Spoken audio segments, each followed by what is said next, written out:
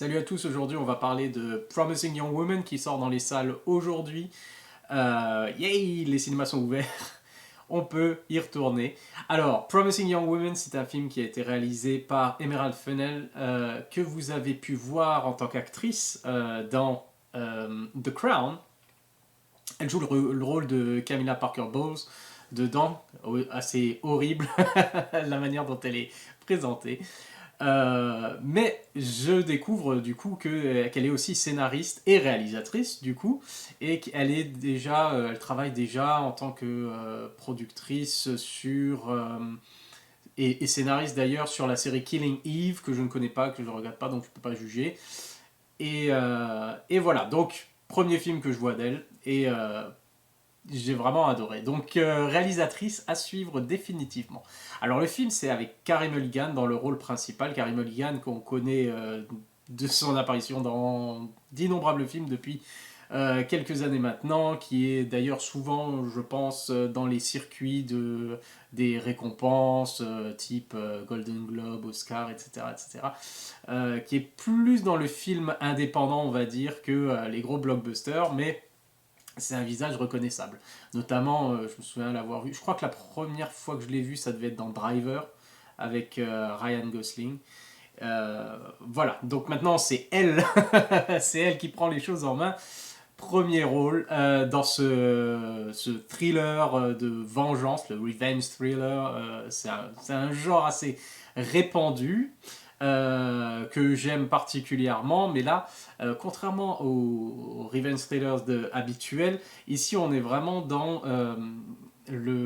l'anti-film d'exploitation. C'est-à-dire si on imagine voilà, le pitch de départ de Promising Young Woman, c'est que c'est une femme qui a subi alors un traumatisme, c'est pas clair depuis le début, quelque chose est arrivé il y a quelques années, elle ou son ami, je sais plus exactement, mais en tout cas on nous dévoile pas tout d'entrée de jeu.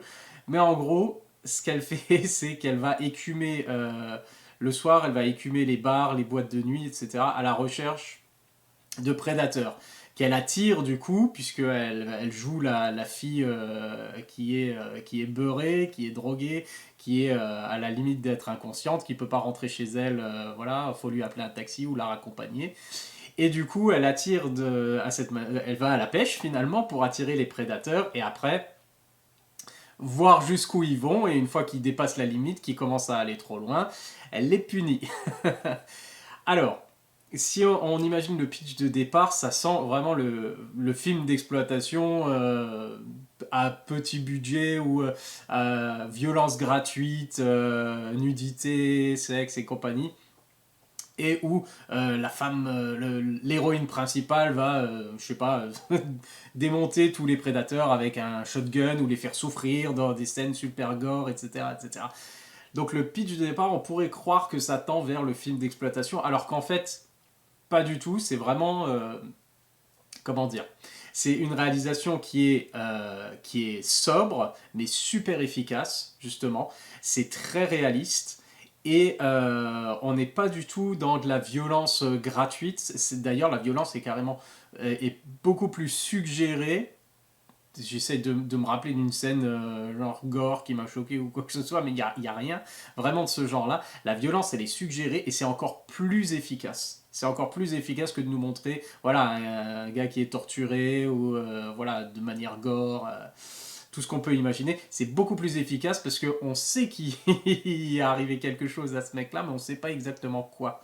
Et donc ça laisse l'imagination faire le reste et c'est beaucoup plus, on va dire, ça met beaucoup plus mal à l'aise, c'est beaucoup plus malaisant, j'utilise ce mot, je m'en fous, c'est beaucoup plus malaisant que si on voyait vraiment de la violence gratuite, et du coup ça nous permet justement de ne pas partir dans cet aspect grand guignol et film d'exploitation, pour rester beaucoup plus sur un sujet beaucoup plus sérieux, traité sérieusement.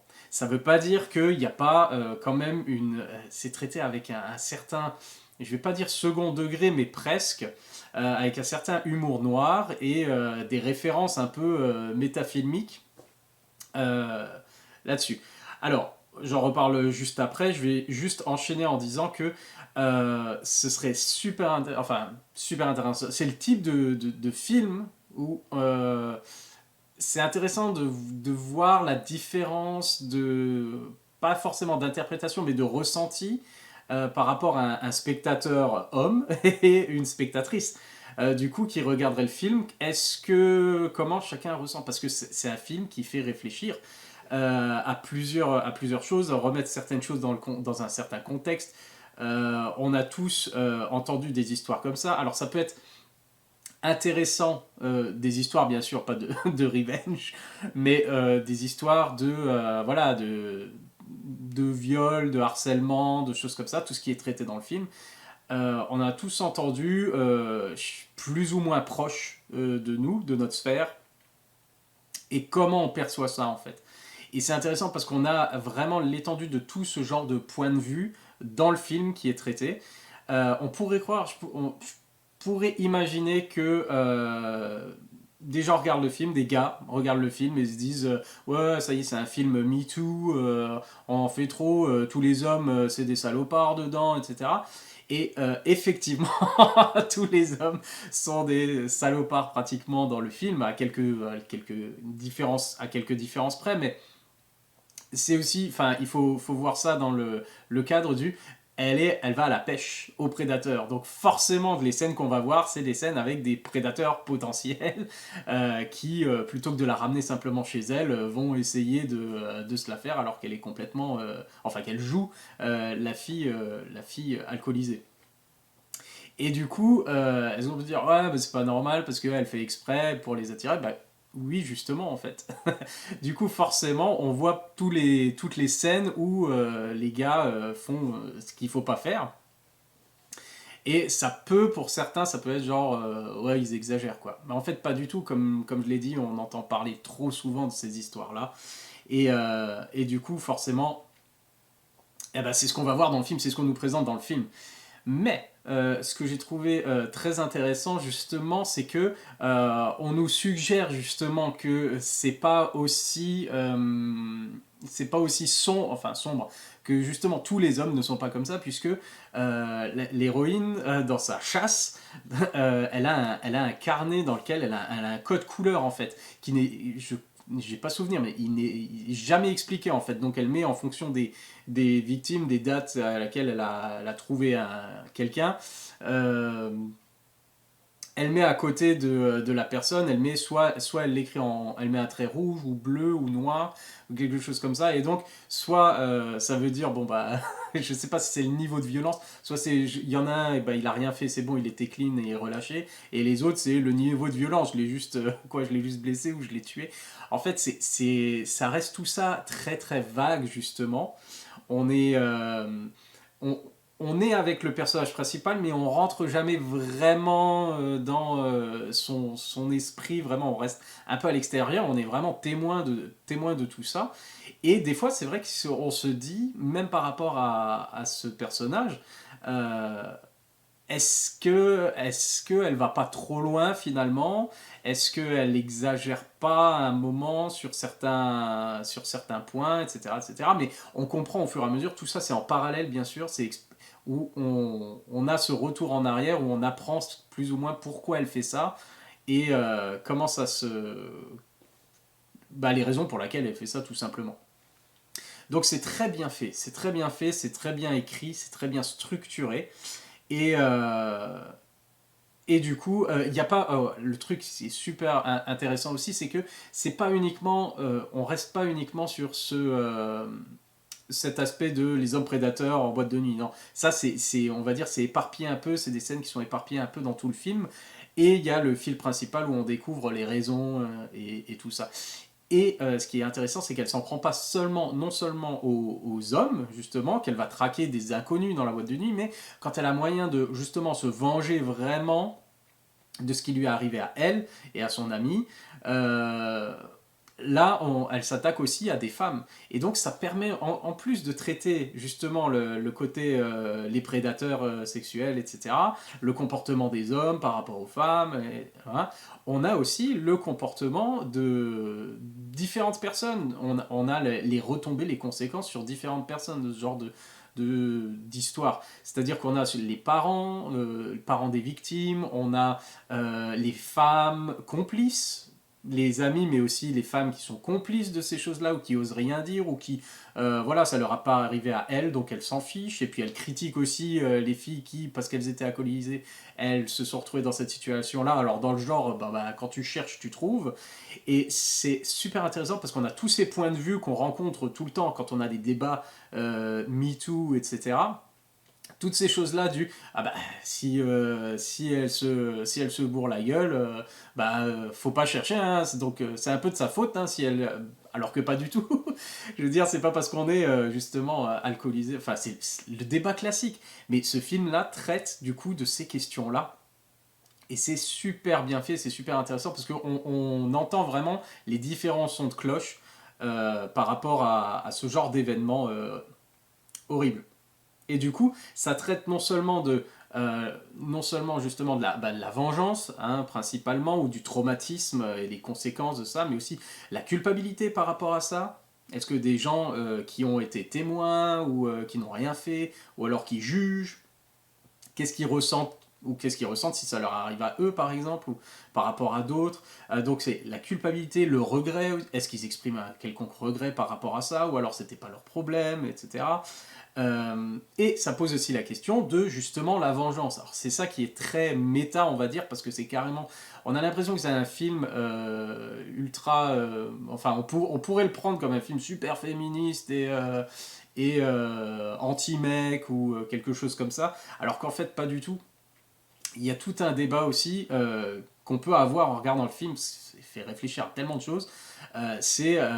Et une fois que on a les coupables, une fois qu'on a qui sont reconnus coupables ou quelque chose comme ça, la vengeance en elle-même en fait, qu'est-ce qu'on va faire à ces hommes-là en fait? Est-ce que parce que justement elle a joué un rôle de la fille bourrée et qu'ils l'ont ramenée chez eux et qu'ils ont essayé voilà, de coucher avec elle malgré tout alors qu'elle était inconsciente des fois, voilà, qu'est-ce qu'ils méritent en fait ces gens-là? Est-ce qu'ils méritent justement alors ce qu'elle leur fait? Est-ce que il faudrait pas les dénoncer? Mais en fait, ça servira à rien puisque tant qu'il n'y a rien eu, ça veut dire. Et si c'est elle qui a fait exprès de faire en sorte, alors ce sera pas pris en compte. Donc il y a toutes ces questions qu'on se pose en fait au fur et à mesure du film, au niveau de la cohérence, en se disant est-ce que en fait ça pourrait vraiment arriver dans la réalité? Ce qu'elle fait, est-ce que est-ce que enfin c'est pas légal forcément puisqu'elle finit par ramocher les gars, mais euh, je sais pas, ça fait se poser des questions en fait, ça fait se poser des questions et c'est ça qui est super intéressant. Et du coup ça touche à tous ces sujets différents aspects autour de ce sujet-là. Et c'est un ensemble qui est fluide, qui est maîtrisé, qui est cohérent. Tout le film il passe vraiment à une vitesse dingue. Et tout fonctionne. Tout fonctionne. Que ce soit en termes des acteurs, du montage, de la réalisation, qui est sobre certes, mais il y a un certain rythme. On s'ennuie pas une seule seconde. Donc c'est vraiment excellent, c'est vraiment bien fait. Une dernière chose, c'est que le film paraît être finalement, quand je parlais le côté méta, on dirait vraiment on va dire le côté sombre, on va dire l'anti-teen movie avec les fraternités, puis cette culture de la fête, le sexe, l'alcool, la drogue, etc. On a l'impression que c'est la partie sombre de ces films, le négatif de ce genre de film-là, en fait. C'est genre, et les conséquences, en fait, dans la réalité. En fait, une fois que tous les mecs se sont amusés, etc., c'est genre l'anti-American Pie, si on veut, quoi.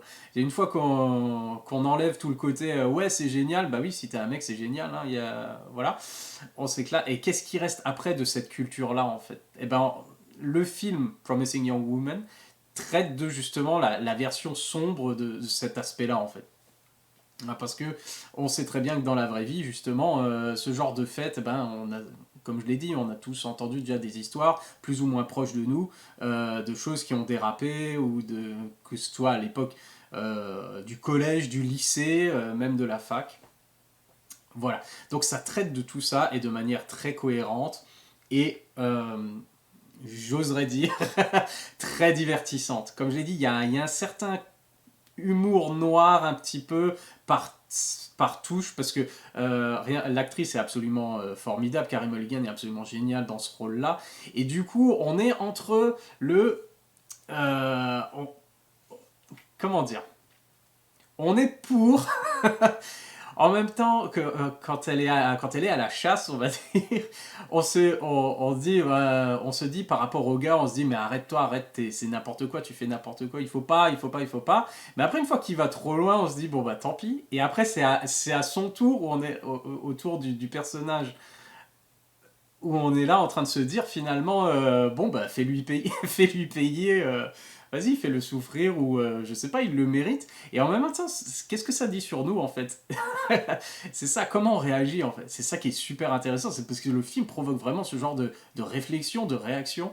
Est-ce qu'elle a raison? Est-ce que je suis de son côté ou alors non? Et la manière dont c'est présenté ne répond pas forcément à la question. Ça répond pas forcément à la question. Ça dit pas forcément c'est bien ce qu'elle fait, c'est mal ce qu'elle fait. C'est juste voilà, cette personne-là, elle décide de faire ces choses-là. Et à nous, justement, bah, c'est ça qui est génial. C'est genre au spectateur maintenant, où est-ce que tu te situes? Où est-ce que tu te situes? Et du coup, ça fait réfléchir et c'est super cool parce que ça fait remettre en question peut-être des choses qu'on a déjà imaginées, on a déjà pensé que voilà, ils vont trop loin à ruiner la vie de certaines personnes parce qu'ils ont fait des bêtises dans leur jeunesse ou des choses comme ça. Mais en même temps, si ça nous arrivait à nous, est-ce qu'on ferait pas exactement, est-ce qu'on voudrait pas que cette personne soit complètement détruite, etc. Donc c'est ça que je trouve absolument génial par rapport à ce film. Et donc, je disais l'anti-teen movie, l'anti-film de fraternité où c'est génial, la drogue, le sexe, etc. Mais ce qui est intéressant, et je pense que ça a été fait volontairement, c'est il y a un casting 5 étoiles qui est rempli de stars ou on va dire d'acteurs, d'actrices qu'on a déjà vus dans ce genre de film ou de série d'ailleurs, de comédie romantique ou de choses comme ça. Et c'est super intéressant du coup, pardon, c'est super intéressant de voir ces acteurs-là, de voir des visages reconnaissables finalement qu'on a déjà vu dans les types de films de comédie romantique avec du sexe, etc., etc., euh, dans des rôles à contre-emploi total. Et en fait, ça rajoute au côté malsain, justement, du mais c'est cool, j'aime bien cet acteur, il est rigolo, on l'a déjà vu dans. Voilà. Alors, il y a qui? Il y a. euh, Max Greenfield, je crois qu'il s'appelle, celui qui est dans New Girl, qui joue Schmidt dans New Girl. Il y a. Comment il s'appelle? Dans Newport Beach, celui qui jouait dans Newport Beach, je sais plus comment il s'appelle, enfin bref. Il y a ces acteurs-là qui on a déjà vu dans des rôles super sympas, super cool, super marrants, dans d'autres choses. Et là, de les voir à contre-emploi dans ce genre de film, et finalement, on se demande, est-ce qu'ils sont vraiment à contre-emploi ou alors c'est simplement, c'est comme leurs personnages qu'ils ont déjà joué, qu'on apprécie bien dans d'autres films, mais finalement, en fait, c'est comme si c'était leur face sombre, c'est ce qu'on nous montre pas dans les autres films en fait. C'est la face sombre, on voit le gars cool, sympa et tout, mais on voit pas la face sombre de ce gars-là. Et on dirait que le film là a été écrit justement, et que ces acteurs ont été choisis justement pour mettre le même genre de personnage, mais si c'était plus, on va dire, réaliste et plus sombre. Et du coup, c'est, encore une fois, je vais utiliser le terme de malaisant, parce que on arrive à voir ces personnes qu'on connaît bien et qu'on apprécie d'ailleurs, dans des rôles ou faire des choses répréhensibles ou qu'on n'apprécie pas du tout. Et du coup, ça met mal à l'aise. Et c'est justement le côté, c'est comme ça dans la vraie vie.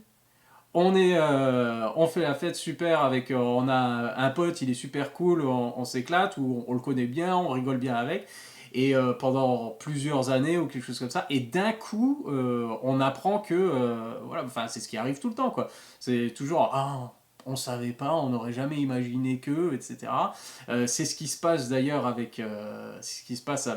Hollywood d'ailleurs, avec Me Too, etc. depuis quelques années justement, où, pas que à Hollywood d'ailleurs, dans le monde entier, mais ça avait démarré du coup à Hollywood là, avec l'affaire Weinstein etc. etc. et Bill Cosby, où d'un coup on réalise que ces gars-là, bon, Weinstein on savait que c'était ce genre de mec-là, mais il y avait eu des rumeurs, etc. Mais on a des figures reconnaissables qu'on a appréciées dans certains films, certaines choses, ou alors des gens qu'on connaît dans la vie, etc.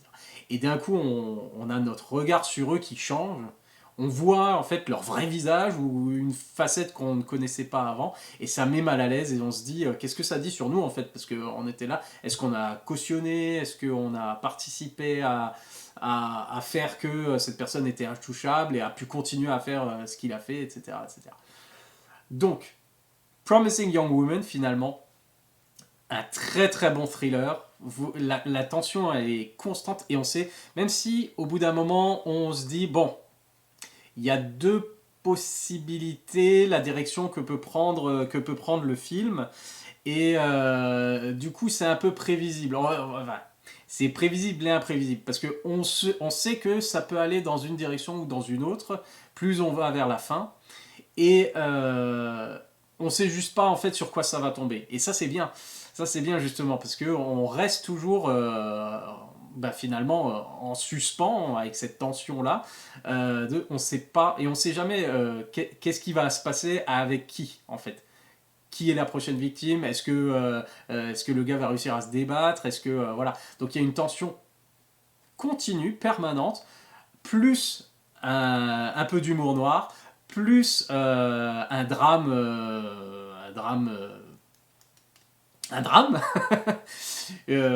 des scènes vraiment dramatiques et tragiques, beaucoup d'émotions du coup, et une réalisation, un scénario, des acteurs, tout ça est vraiment nickel. C'est un des meilleurs films que j'ai vu cette dernière année déjà, et ces dernières années. C'est vraiment un excellent film qui reste avec vous, qui pendant qu'on le regarde, on se pose des questions sur nous-mêmes, sur les autres, sur nous-mêmes, sur le débat actuel.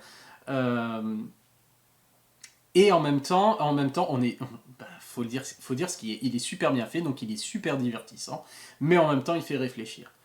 Et c'est ça qui fait des bons films. C'est maîtrisé et c'est génial. Donc je conseille forcément à tout le monde de regarder ce film-là. On passe vraiment... C'est bizarre à dire, on passe vraiment un bon moment, mais c'est le cas, parce que le film est tellement bien fait, et fait tellement réfléchir, il passe très très vite, et après on continue à y penser, et à réfléchir. Donc c'est très bien. C'est vraiment... c'est une réussite totale. Voilà ce que je dirais. J'ai rien à dire vraiment de négatif sur le film. Il m'a vraiment plu et c'est vraiment une très bonne réussite. Donc voilà, c'est tout. Promising Young Woman, allez le voir. Les salles sont ouvertes. S'il est diffusé chez vous, allez le voir. À la prochaine.